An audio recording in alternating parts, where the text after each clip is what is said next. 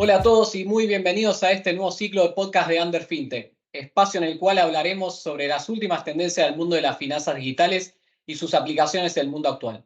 En el episodio de hoy vamos a estar junto a Sebastián Quesada, es el Chief Product Officer en BU Security, y quien les habla, Jonathan Prieto, Content Manager en Under FinTech. Así que sin más preámbulo, le vamos a dar paso al invitado de hoy con el ciclo de preguntas que nos va a acompañar y el tópico de esta semana, que es onboarding biométrico y la lucha contra el fraude. Así que primero que todo, preguntarte, Sebas, ¿quién es Sebastián Fernández Quesada? Hola. Bueno, gracias por la invitación. Arrancaste fácil con las preguntas. No tengo idea quién es Sebastián Fernández Quesada, pero te puedo responder que desde el rol que tengo hoy, si te parece, como para poder contextualizar un poco. Soy Chief Product Officer en BU. BU es una organización que se dedica a prevenir el fraude y a gestionar identidades digitales a través de productos de software. Como Chief Product Officer, estoy a cargo de la planificación, de la definición de los productos y básicamente de la coordinación de la llegada de esos productos a la gente. Así que si te tengo que definir en el contexto de esta charla, soy Chief Product Officer en BU. Buenísimo, buenísimo, Sebas. Y teniendo en cuenta el contexto, quiero romper un segundo y te quiero llevar al tema personal y preguntarte, bueno, algo que siempre le preguntamos a todos los invitados, ¿no? En el espacio, que es, ¿cuál fue tu primer computadora y dónde te considerás más friki? Ok. A ver, la primera computadora que tuve en casa, que me pudieron comprar y qué sé yo, fue una 386, si no recuerdo mal, una DX4. Era una compu que en esa época era cutting edge technology, era tope de gama. Ya hoy con eso creo que ni la calculadora debe levantar, pero bueno, en esa época se podían hacer un montón de cosas muy sorprendentes. Pero previo a eso, digamos, tuve bastantes años, digamos, en donde tuve contacto con compus de distinto tipo, con Commodore de amigos, Commodore 64. También en el colegio primario, secundario, nos estimularon muchísimo con compus. Creo que de ahí surgió bastante el gusto por las computadoras. Y después, yendo al laburo de mi viejo, jugando con las computadoras que habían ahí, que ni sabía qué eran, pero tratar de meter mano. Así que una 386, después vino el dial-up, después vino la conexión vía telefónica a internet y los soniditos raros y poder usarlo cuando llegó la banda ancha ya era una cosa increíble. Pero bueno, eso. A ver, en general no sé si me considero súper friki, porque hay gente que es mucho más apasionada quizá de la tecnología en el sentido de la electrónica y de armar, desarmar y generar sus propios monstruos y Frankenstein. Pero sí soy más friki del lado si querés, un poco de los productos, de la experiencia de usuario, de entender las problemáticas, de casarme con los problemas y no con las soluciones. En ese sentido, sí que soy medio friki respecto de hacer las preguntas incómodas, hacer las preguntas tontas en las reuniones, como para tratar de entender qué hay detrás de una problemática en particular. Así que te diría, si me tengo que definir en algo friki, sería tratar de entender los problemas a fondo. En eso sí soy bastante friki. En eso sí. Buenísimo, buenísimo. O sea, bueno, está bueno, está bueno. Siempre hay que tener alguien en el equipo que lleve esa parte dura, ¿no? Así que algo ya entrándonos en ese tipo de preguntas duras y ya sobre tu diaria, ¿no? Es que nos puedas explicar a todos los que están hoy conectados en este podcast y obviamente para quienes nos siguen desde YouTube, es que nos puedas comentar en qué consiste un proceso de onboarding de un canal digital y para qué sirve específicamente. Ok. A ver, en general suele ser más familiar pensarlo en el onboarding digital para banca, que son quienes más adoptaron este tipo de procesos. Bueno, estamos en el contexto de fintech también hablando, pero siempre hay que tratar de pensarlo, o al menos a mí me sirve pensarlo desde la lógica de qué es lo que pasa cuando vos vas a una sucursal o cuando ibas a una sucursal a abrir una cuenta, ¿sí?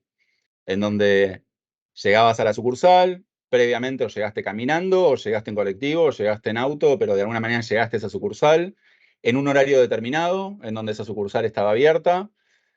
Entraste, sacaste tu turno, te atendieron, te sentaste en el escritorio, te pidieron tu documento, te pidieron algún dato más, completaste un formulario, firmaste. Quizás, dependiendo del tipo de cuenta que tengas que abrir, te pedirán más o menos información. Hay un empleado del otro lado que recibe tu documento, mira ese documento, copia datos de ese documento, te mira a vos para ver si sos la persona que lleva el documento, chequea contra información que hay dentro del banco para poder validar o verificar tu identidad o tu background, tu historia respecto del sistema crediticio. Y finalmente deciden abrirte la cuenta, te dan otros formularios más para que firmes y te vas con la cuenta abierta. El proceso de onboarding digital trata de resolver todo eso en un canal digital. Es decir, a través de una web o a través de una aplicación. O a través de algún otro canal, como puede llegar a ser un chatbot, etc. ¿Sí? A través de un canal digital que no es el presencial. Es decir, trata de resolver todos esos pasos que yo te contaba antes. El llegar, el equivalente a llegar a la sucursal es llegar a ese canal, empezar a introducir esa información, a incorporar esa información, a completar todos tus datos, a aportar información dentro de ese proceso. Y ese onboarding digital es el que habitualmente los usuarios terminan viendo como una captura de fotos del documento, de la cédula, de frente y de dorso, algunas capturas de tu rostro en donde tenés que poner algunas caras, rotar el rostro, etcétera, que es lo que se llama prueba de vida, validar cierta información y todo lo que antes pasaba en una sucursal con una persona de carne y hueso y con un escritorio físico, ahora tiene que pasar en un canal digital, en donde hay más usuarios probablemente que puedan ingresar, porque ahora la gente puede hacerlo desde un sillón y no se tiene que tomar un colectivo, un taxi, un auto o ir caminando a una sucursal. No lo tiene que hacer en una ventana determinada de tiempo, por lo tanto se amplía la probabilidad de que la gente pueda ingresar. Pero todos los mecanismos que ocurrirían en una sucursal de carne y hueso, digamos, o brick and mortar, o de verdad, tienen que ocurrir en un canal digital. Entonces, la información tiene que ser verificada. Yo tengo que poder verificar que la persona es quien dice ser, probablemente verificar datos contra bases de datos o contra la propia base de datos del banco, de terceros, de gobierno, de buró de créditos. Entonces, todo eso tiene que suceder y todo eso tiene que suceder en un espacio de 2, 3 minutos, 4 máximo, en donde un usuario, desde que un usuario se entera o tiene contacto por primera vez con ese canal, hasta que introduce toda la información, da feedback sobre todos los pasos y termina finalizando el proceso. Entonces, detrás hay mecanismos que tienen que ver con captura de datos, verificación de datos, la seguridad de todo ese proceso y también asegurarse que eso ocurra en un contexto en donde los usuarios, esto lo decíamos hace 10 o 15 años que venimos del palo de experiencia de usuario y era como medio raro de plantear ahora, pero ahora es como, en ese momento, pero ahora es como más el pan nuestro de cada día, pero es cada vez más obvio, digamos, que los usuarios ya no te comparan a un banco con otro banco, te comparan a un banco con WhatsApp, con TikTok, con Facebook, y se preguntan por qué si yo en Facebook puedo hacer tal cosa, en el banco me resulta tan difícil hacer tal otra. Entonces, la vara se eleva automáticamente, ya no se trata de un canal más, sino que se trata de un canal en donde te están juzgando y comparándote con aplicaciones que son de otros segmentos. Y ahí es donde entra a jugar no solo la captura de información, la verificación de esa información, la seguridad, sino también lo que llamamos la fricción o la eliminación de esa fricción, en donde necesitas que ese usuario, que va a tener una ventana de atención para dedicarte a vos, pueda pasar por el proceso casi como si todo lo que antes se hacía en una sucursal, que exista en el canal digital, pero que al mismo tiempo casi que no exista, digamos, ¿no? Yo quiero pasar rápido, tener la cuenta, tener la tarjeta, tener el descuento. Así que es eso. En definitiva, el proceso suele ser más fácil entenderlo desde la banca digital porque es donde más permeables estamos, pero también son procesos que se están adoptando en distintas industrias, para salud, para seguros, que está un poquitito más pegado con la industria financiera y con la fintech, pero para salud, para gobierno.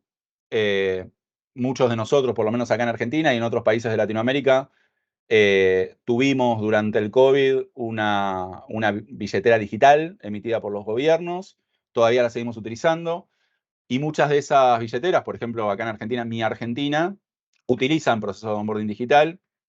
En este caso usan una parte de la tecnología de ese proceso, es de View, de la compañía donde yo trabajo actualmente. Pero lo importante es que cada vez que se necesita verificar la identidad, y cada vez más frecuentemente, empieza a aparecer el onboarding digital en todos estos canales.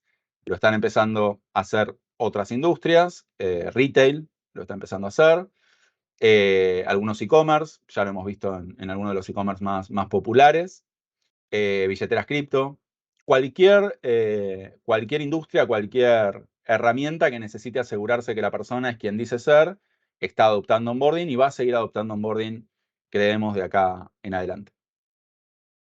Sebas, me quedo con algo que mencionaste recién. Me hizo acordar a algo que nos comentó uno de los primeros invitados que tuvimos dentro del ciclo de Under FinTech, que es esto de el usuario no te compara con un banco y con el otro, sino que te compara con Netflix, te compara con Spotify o te compara con WhatsApp.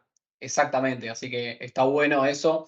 Está bueno para tenerlo en cuenta para todos los que hacemos empresa, ¿no? En el día a día. Y sabés que empezaste a trazar un paralelismo con el canal tradicional y con el fintech. Entonces, una pregunta que tengo y que ya la hemos hecho bueno, con gente también del equipo de unas empresas que colaboran con el fintech, que es Goyar, que es, en el caso que ya haya canales desarrollados, ¿no? Y tengamos la necesidad de integrar un onboarding, ¿cómo es ese proceso? Bueno, mirá, a ver, los escenarios que podés tener son varios. Vos podés tener canales que ya estén desarrollados dentro de un mundo digital, o canales que ya tengas desarrollados y muy maduros en el mundo offline, en el mundo físico. Arrancamos por el segundo, si querés. Nosotros estamos viendo algunos casos de uso de algunos de nuestros clientes en donde utilizan el onboarding digital en sucursales para capturar información y para obtener validaciones en las propias sucursales. Entonces, en lugar de pedirle al usuario que haga el onboarding digital, cuando se captura la información del documento, cuando se captura la selfie, etcétera, es asistido por un empleado, por un asesor dentro de las sucursales, en donde las aplicaciones tienen como una variante mínima, porque ya no te tenés que sacar una selfie para hacer la prueba de vida, para tomar las selfies, sino que tendrías que usar la otra cámara, la cámara trasera, y por lo tanto los productos empiezan a tener ese tipo de adaptaciones para que un empleado pueda trabajar desde un mostrador sacándole la foto a un tercero que está del otro lado. Pero en definitiva se están empezando a ver, y sobre todo se empezaron a ver bastante post pandemia, estos casos de empezar a llevar la tecnología que sirvió para los canales 100% digital en el mundo offline, ¿sí? En el mundo brick and mortar. Ahora, cuando vos tenés un canal digital que ya viene desarrollado, donde vos ya tenés maduro todo tu proceso de adquisición de usuarios, el problema que tenés es que tenés que verificar una base de usuarios ya existente, a los cuales nunca le verificaste la identidad, más los usuarios nuevos. Si vos arrancás de cero en un canal digital en donde decidís que vas a hacer el onboarding, la verificación de identidad, es más fácil porque todos van a pasar por la misma puerta y por lo tanto a todos les haces la verificación de identidad. Ahora, cuando vos tenés los dos mundos, usuarios nuevos a los cuales los metés en este flujo de verificación o de onboarding y usuarios existentes, tenés que empezar a elegir cuáles son esas acciones que te disparan el enrolamiento o la verificación de esas identidades. Porque si yo tengo usuarios que vienen operando con un usuario y contraseña natural, probablemente un segundo factor de autenticación, que es lo que se le llama ese numerito que te suele llegar por mail, por SMS, por WhatsApp, habitualmente, o un link que valides en alguno de esos canales. Pero si yo ya tengo esos usuarios no verificados, ahora los voy a tener que verificar, tanto sea por regulación, por política de negocio, por compliance o lo que sea. Así que tengo que tratar de encontrar dentro de los flujos cuáles son esas instancias en las cuales voy a encontrar que los usuarios van a tener la voluntad suficiente como para verificar su identidad, ¿sí? En cualquier caso, digo, la tecnología suele adaptarse a que los flujos sean variables. No necesariamente el onboarding tiene que pasar en la captura del usuario, también puede pasar en algún proceso, como te decía, en donde voy a tratar de verificar la identidad, a pesar de que ese usuario lo conozco, aunque sea innominadamente, desde hace mucho tiempo. Así que, en corto, depende del canal, pero tanto en canales maduros offline como maduros online, siempre existe la manera de poder enrolar y verificar nuevas identidades. Gracias, Seba, por esa explicación. Y ahí antes nos estuviste comentando un poco de la importancia del onboarding digital en esa experiencia del usuario. Trazamos esa diferencia con la comparación de que no es un banco contra un banco, sino contra cualquier servicio digital que el usuario, digamos, tenga, ¿no? Entonces, quería preguntarte o que nos amplíes un poquito más de esa importancia de la experiencia del usuario. Bueno, cuando nosotros nos encontramos en muchos proyectos que tiene que ver, digamos, con onboarding digital, te encontrás o que en reuniones específicas o que a lo largo del ciclo de vida de ese proyecto hablas con gente de tecnología, hablas con gente de seguridad, hablas con gente de negocio, hablas con gente de producto, que te revela un poco todos los intereses que hay en juego en el flujo de onboarding. Porque no es una herramienta 100% técnica en donde vos solamente hablas con la gente de sistemas. O no es una herramienta 100% de seguridad en donde solamente hablas con la gente de seguridad. Tenés que hablar con todos. Y suele existir la lógica de, siempre que se habla de experiencia de usuario y siempre que se habla de seguridad, suele existir como esa decisión tácita de, bueno, estoy entre la espada y la pared, tengo que decidir en conciliar entre dos dimensiones. O le doy seguridad a los usuarios o le doy experiencia de usuario. Si le quiero dar experiencia de usuario, no le puedo dar seguridad y a veces tengo que estar bajando una cosa con la otra. Bueno, ese es lo que nosotros solemos llamar el falso dilema, porque en realidad lo que hay que tratar de buscar siempre es subir las dos dimensiones. Subir la dimensión de la seguridad y subir la dimensión de la experiencia. Si vos querés incrementar la seguridad y por eso vas a penalizar el negocio y, en definitiva, estás penalizando todo el negocio, toda la organización por alguna de las dos puertas. Entonces, el gran desafío ahí, siempre que te encontrás con alguna lógica en donde el sentido común te dice, bueno, acá hay que elegir entre experiencia de usuario y seguridad, bueno, esa es una oportunidad para decir no. Lo que tenemos que elegir es cómo hacemos para poder subir las dos dimensiones al mismo tiempo. Ese es el nivel de importancia que tiene la experiencia de usuario. Ahora, suele tener ese nivel de importancia entendida como optimización de flujos, que es una partecita de todo lo que es experiencia de usuario, ¿no? Porque cuando hablamos de experiencia de usuario hablamos de todo, ¿no? Del 360, desde cómo se entera la persona hasta cómo lo recomienda en el punto a punta. Pero cuando se suele hablar de experiencia de usuario en este tipo de flujos, es como que lo circunscribimos más a la eficiencia de esos procesos. En definitiva, hay una manera de verlo, que es desde el negocio, desde la organización, desde los bancos, desde las aseguradoras, desde el retail, que buscan capturar usuarios y que buscan que esa captura de usuarios sea segura y sea automática y nadie más se tenga que preocupar de ese dato. Pero en el fondo es una cuestión de qué es lo que pasa con los usuarios finales. Pensá que estamos hablando de lograr un onboarding digital para entre otras cosas, para que los jubilados puedan cobrar la jubilación o puedan dar la prueba de vida, que la tienen que hacer cada un mes, cada 2 meses, dependiendo la entidad. Entonces, tenés que pensar en tecnologías, su caso de uso y lo que estás tratando de resolver en la diaria en las personas. No es lo mismo tratar de pensarlo para que un millennial, un centennial, se arme su cuenta bancaria, que le va a encontrar la vuelta a la tecnología, a que un jubilado lo pueda hacer para evitarse una cola de hora en un banco. Digo, las motivaciones son distintas y eso también lo tenés que tener en cuenta cuando estás hablando de esto. Ahora, el arma de doble filo que surge con el onboarding digital es que empezás a tener métricas que en la sucursal no tenías. En la sucursal, qué sé yo cuántas personas entraron por la puerta, vieron cuánta gente había y se fueron sin sacar el turno. ¿Qué sé yo cuántas personas entraron y justo el documento no lo llevaron? No tengo idea cuántas personas entraron, no les gustó la cara del empleado y se fueron. O el empleado le dijo algo que no les gustó y se fueron. Nada de eso queda registrado. Ahora, en el onboarding digital, todo eso queda registrado. El tipo que entró, por dónde entró, cuánto tardó. Entonces, la ansiedad que empieza a aparecer en el negocio para optimizar ese flujo es justificada, se entiende, pero cuando vos la querés comparar contra lo que está pasando o lo que pasaba en el mundo real, no le encontrás punto de comparación.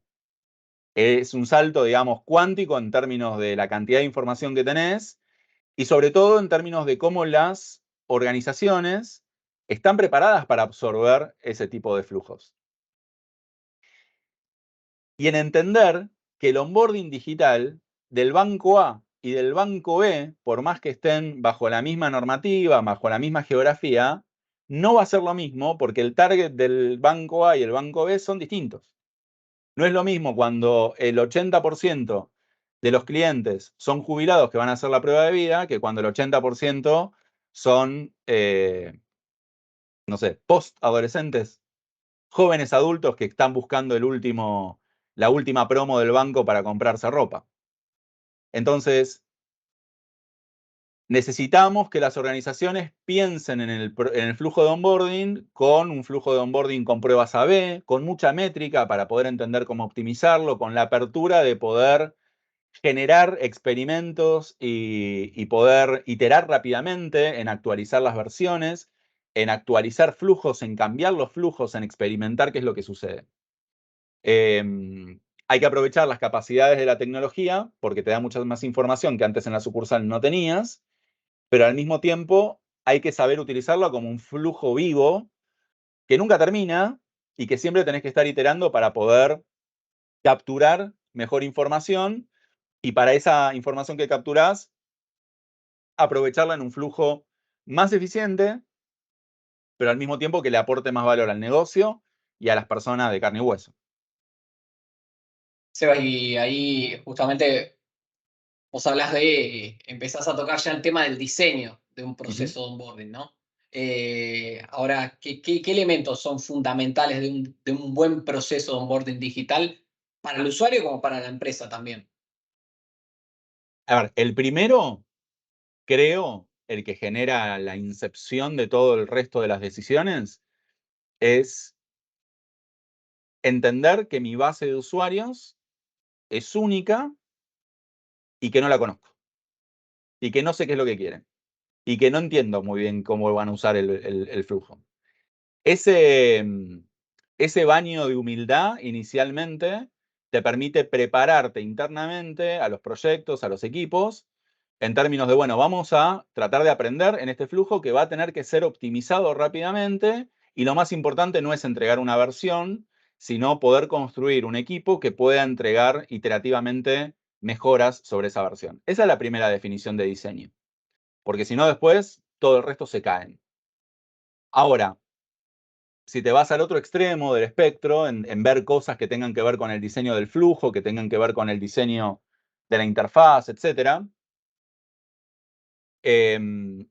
lo primero que nosotros encontramos como patrón es que los usuarios necesitan contexto y es muy importante tener claridad respecto de qué voy a obtener para saber cuánto esfuerzo le voy a poner al proceso.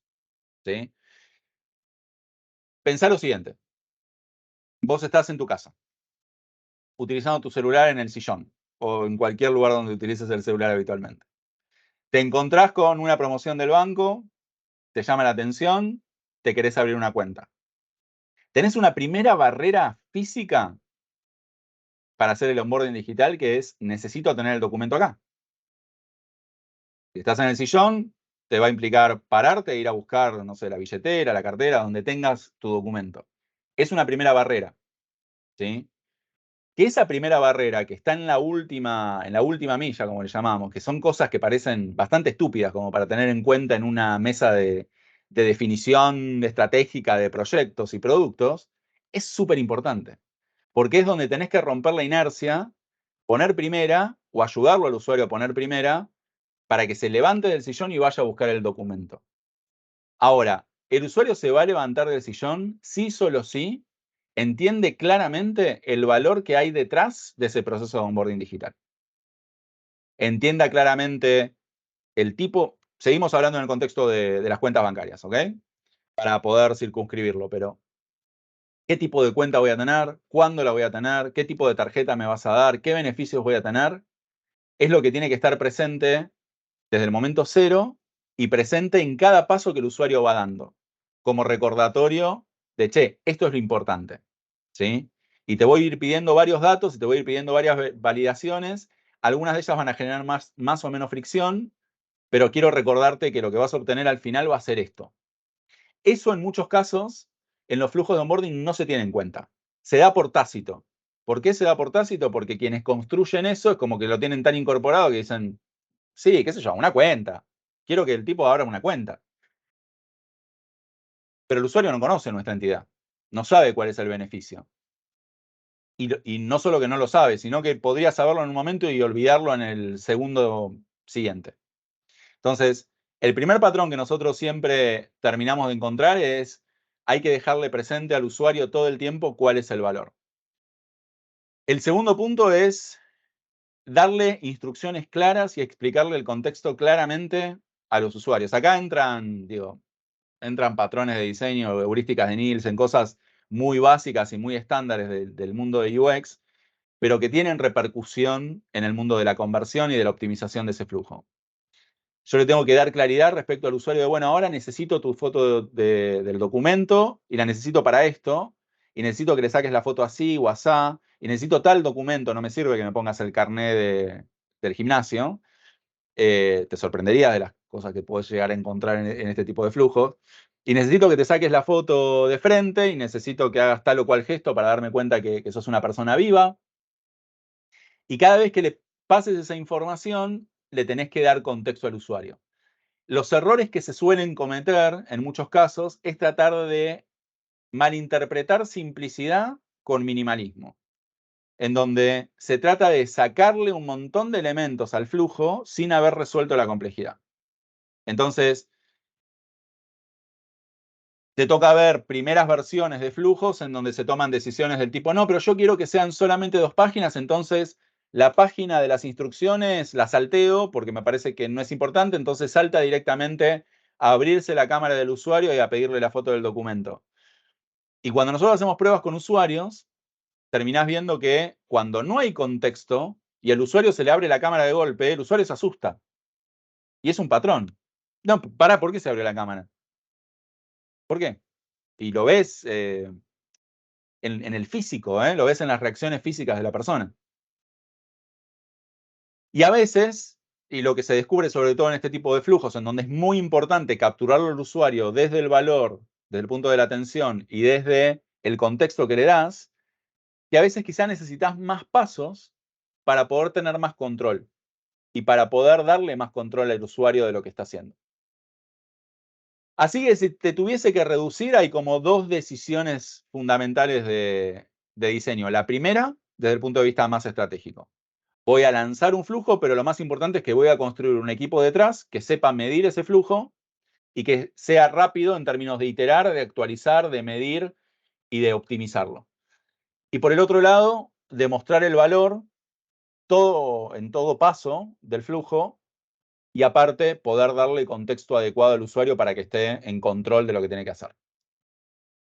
Sí, y acá también, por lo que mencionaste sobre uno de los puntos recientes, es la personalización, obviamente. Dependiendo del tipo de usuario, lo referimos al tipo, por ejemplo, al tipo de aplicación. Cuando hablamos de personalizar esa experiencia del usuario, uno de los ejemplos de lo que vos decías, por ejemplo, es este caminito, ¿no? Este camino para llegar a conseguir esos datos, ese QIC, bueno, o el nombre que corresponda para cada proceso, ¿no? Entiendo, si querés comentarnos un poquito en cómo cambiaría, dependiendo del usuario, eso.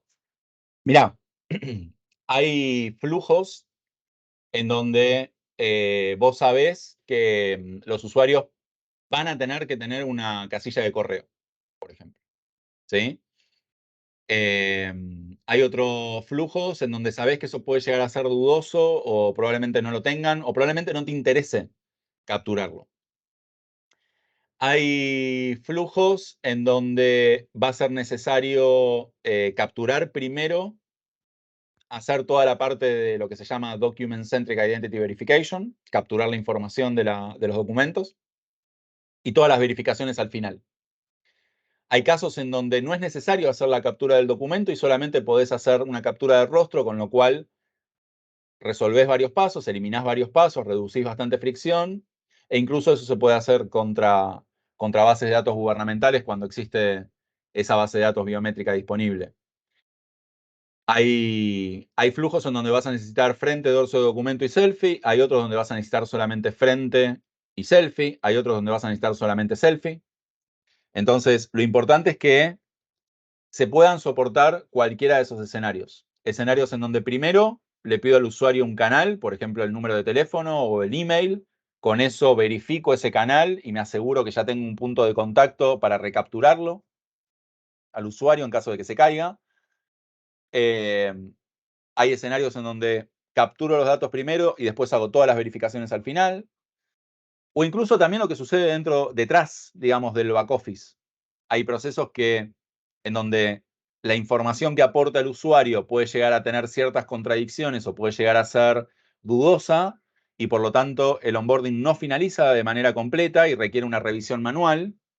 Y luego de esa revisión manual, asincrónicamente el usuario es recuperado y recibe un mensaje en la casilla de correo, en el celular, para que continúe con los pasos o avisándole que superó o no superó el proceso. Entonces, las variables son muchísimas, ¿no? Porque tiene que ver sobre en cómo voy ordenando los pasos, y eso es variable, y las herramientas de onboarding tienen que poder soportar eso. Cuántos datos voy a capturar, y las herramientas tienen que soportar eso. O cómo voy a hacer el proceso detrás, en el back office, cosas que el usuario ni se va a enterar, pero también tiene que poder tener la flexibilidad de poder hacerlo.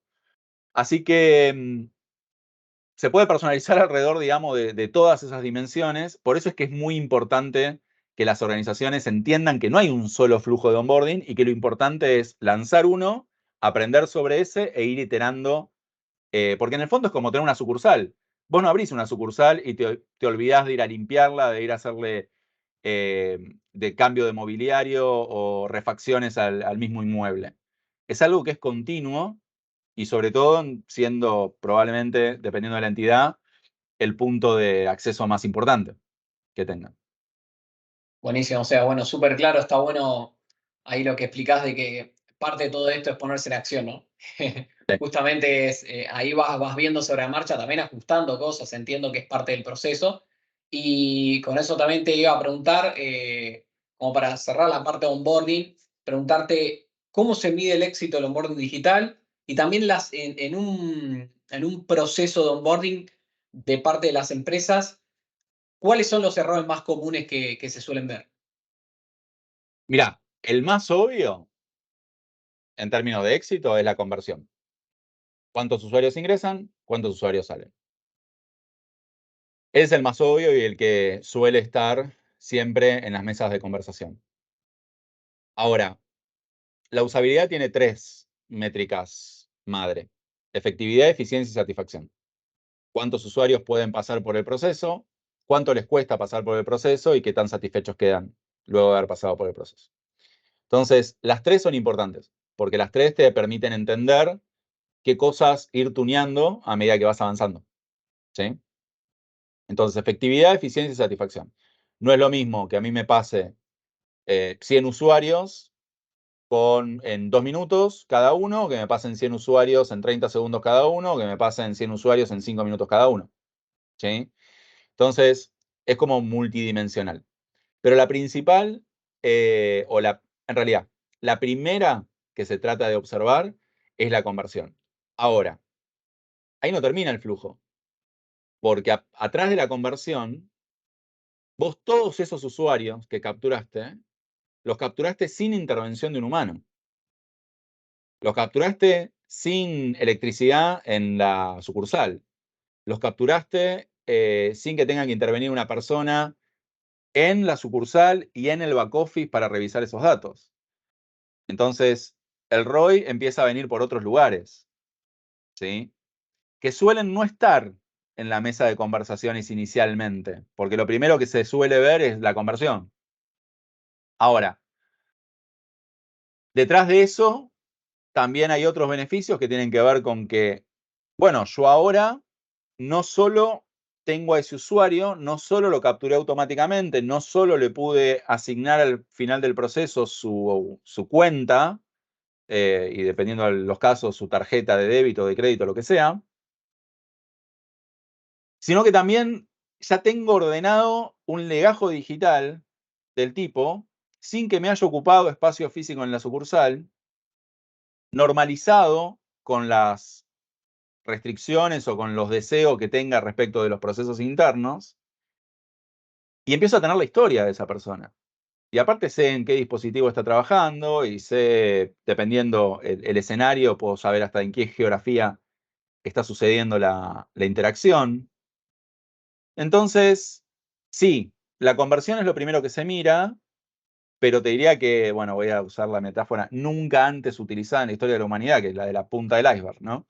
O sea, la conversión es la punta del iceberg, pero debajo hay un montón de otras cosas que son añadidas y que tiene el negocio con un onboarding digital que antes no tenía, ¿ok? Yo te diría, todo eso, pero teniendo en cuenta que si yo quiero entender la eficiencia total del flujo, tengo que pensar en efectividad, en eficiencia propiamente dicha y en satisfacción. Perfecto, perfecto, Sebas. Perfecto. Ahora, una pregunta para ya cerrar el tema, que es, ¿qué tendencias estamos viendo en el futuro para el onboarding digital? Mirá, ojalá el onboarding digital exista cada vez menos en la lógica de que las identidades puedan empezar a ser certificadas y puedan empezar a ser compartidas por las organizaciones. Una de las tendencias que se les está dando mucha fuerza en términos de la industria últimamente tiene que ver con tratar de condensar la emisión de lo que se llaman credenciales verificables, en inglés verifiable credentials, que son credenciales seguras, que están tokenizadas, a veces en base de datos distribuidas, a veces en blockchain, que permiten con mucha robustez lograr que una entidad emita esa credencial, que solamente el usuario, el dueño de esa identidad pueda utilizarla y la pueda reutilizar en distintas entidades. ¿Esto básicamente qué significa? Imagínate que tenés un banco, ¿sí? El banco absorbe la responsabilidad de hacer el onboarding de un usuario, de capturar la información del usuario, de pasar por el proceso de verificación, de asegurarse que esa persona es quien dice ser y que tiene un riesgo determinado. Emite una credencial y luego otro banco, en lugar de hacer pasar por el onboarding a ese usuario, le pide la credencial y confía en esa credencial, ¿sí? Vos como usuario pasaste por el onboarding en un solo lugar y en el segundo lugar solo presentaste tu credencial, ¿sí?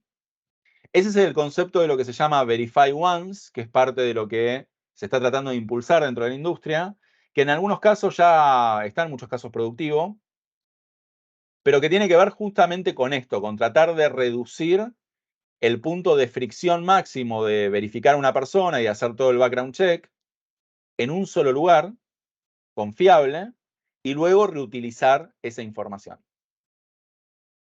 Entonces, en definitiva, vas a tener a menos usuarios pasando por un proceso exhaustivo de onboarding digital.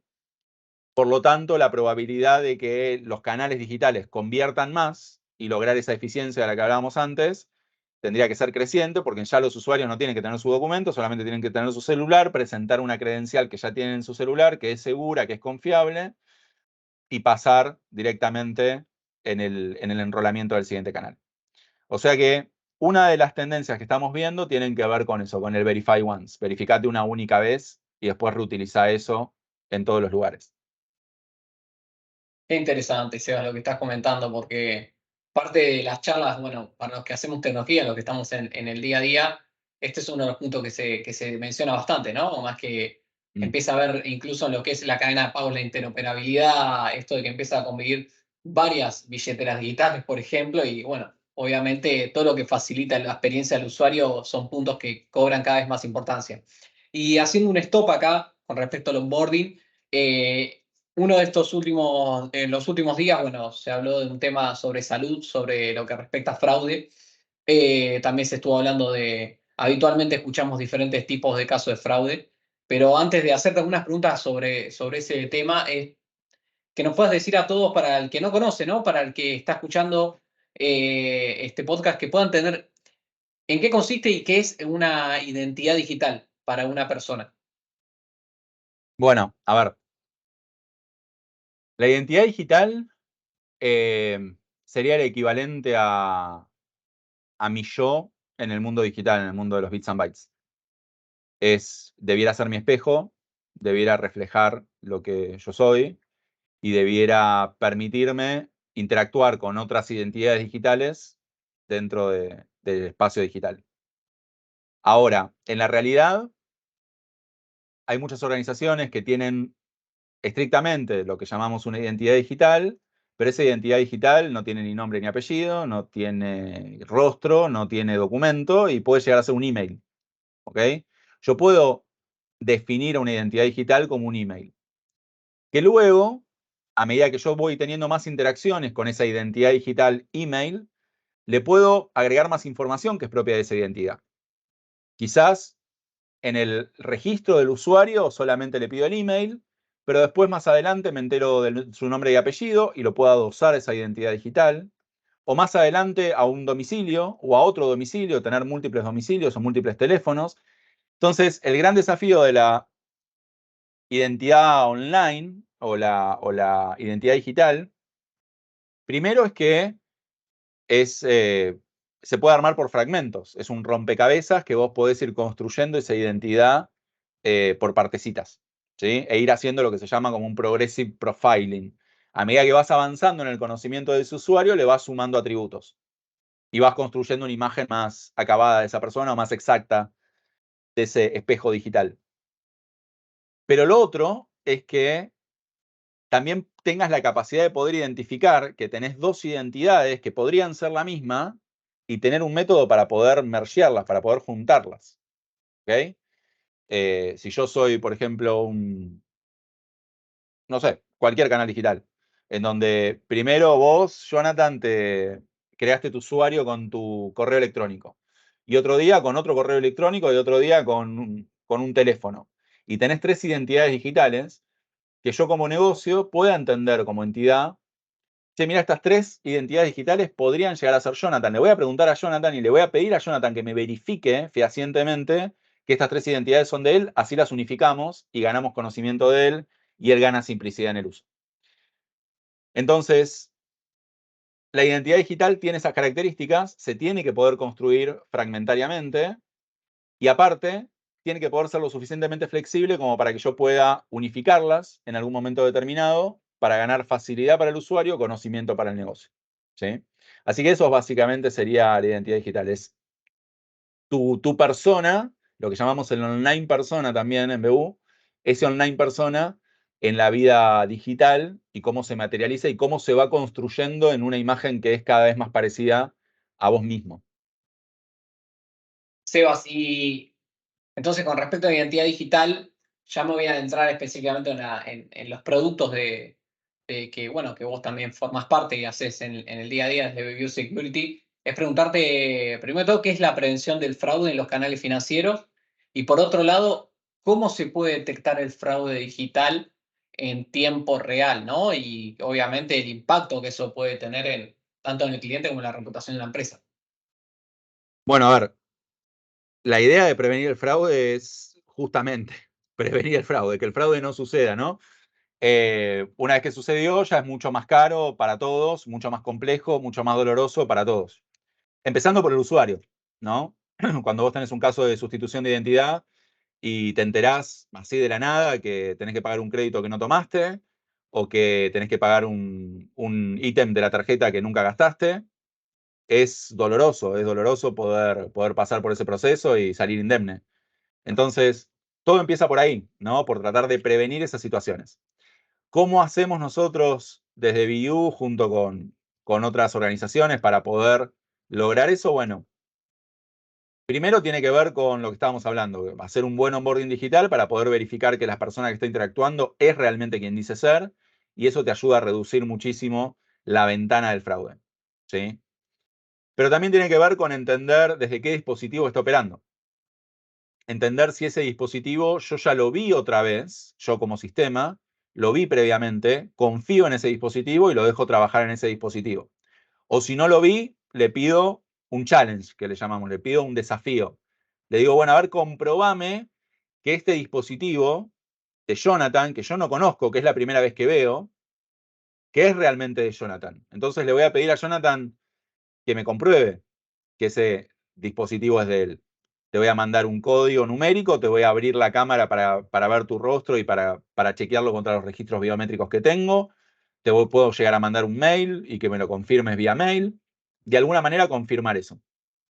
Pero también tiene que ver con analizar patrones de comportamiento, utilizar machine learning, tratar de entender las transacciones tanto monetarias, es decir, débitos, créditos, transacciones de tarjeta de crédito, etcétera, como no monetarias, es decir, tu comportamiento dentro de algún canal digital, y poder analizarlo en tiempo real, poder pasarlo a través de distintos filtros de reglas, entender si esas reglas se van cumpliendo, si no se van cumpliendo, entender si esas reglas están relacionadas con geografías, que vos puedas operar desde ciertas geografías y desde otras geografías quizás es medio raro que estés operando desde Taiwán, entonces te voy a pedir un challenge de vuelta, te voy a pedir un desafío de vuelta, que tenga que ver con montos que habitualmente transacciones y cuando se van de esa normal, pedirte un challenge de vuelta, ¿sí? O bloqueártela, esa transacción. En definitiva, prevenir el fraude en tiempo real tiene que ver con estar operando ahí, analizando esas transacciones, que insisto, pueden llegar a ser monetarias, donde no hay intercambio de guita, o no monetarias, cuando hay intercambio de comportamiento, digamos, básicamente donde yo como usuario interactúo contra un sistema. Poder analizarlas en ese mismo momento y poder tomar una decisión. ¿Te dejo pasar? ¿No te dejo pasar? ¿O te pido más preguntas para saber si sos realmente vos? ¿Sí? Sí, clarísimo, Sebas. Aparte que me había anotado una pregunta que de las medidas adicionales para obviamente poder proteger a los usuarios, así que súper claro porque también pudiste tocar ese punto. Así que yo te quería hacer una de las últimas preguntas y agradecerte por acompañarme en este episodio, en este día, y también remarcar, ¿no?, la importancia que tiene todo el proceso del onboarding, todo el proceso de la prevención de fraude, ya que obviamente cada vez más hacemos todas nuestras actividades diarias prácticamente digitales, ¿no? Gran parte de nuestra identidad es digital. Entonces, frente a esto, como una pregunta de cierre, te quiero hacer que nos digas qué tendencias estamos viendo tanto a nivel regional como internacional respecto a la prevención del fraude. Bueno, mucho de lo que se está viendo tiene que ver con cómo entendemos el comportamiento de los usuarios, lo que hacen habitualmente, para poder actuar proactivamente y actuar bien proactivamente. Cuanto más información tenemos, más inteligente pueden llegar a ser las decisiones y por lo tanto más pertinente van a ser esas reglas que terminemos aplicando. Yo te diría que, bueno, quizás estoy un poco sesgado por lo que nosotros hacemos en BU, que tiene que ver con identidad digital y prevención de fraude, pero yo veo como esos dos canales, ¿no? Por un lado, hay una tendencia muy fuerte en construir mejor esa identidad digital, que esa fragmentación de datos sea cada vez menos, que cada vez tengan más información de las personas y de mejor calidad, para asegurarme que la persona es quien dice ser, que los dispositivos, perdón, son de esa misma persona, que conozco sus hábitos, y eso ya entraría más un poco en la parte más estricta de prevención de fraude, pero tiene que ver con la utilización de Machine Learning en muchos casos, muy fuertemente, para poder entender toda esa casuística y toda esa tonelada increíble de información que tenés que estar procesando todo el tiempo, para conocer mejor a esa persona, los hábitos que suele tener y asegurarse que las decisiones de vuelta sean pertinentes, ¿no?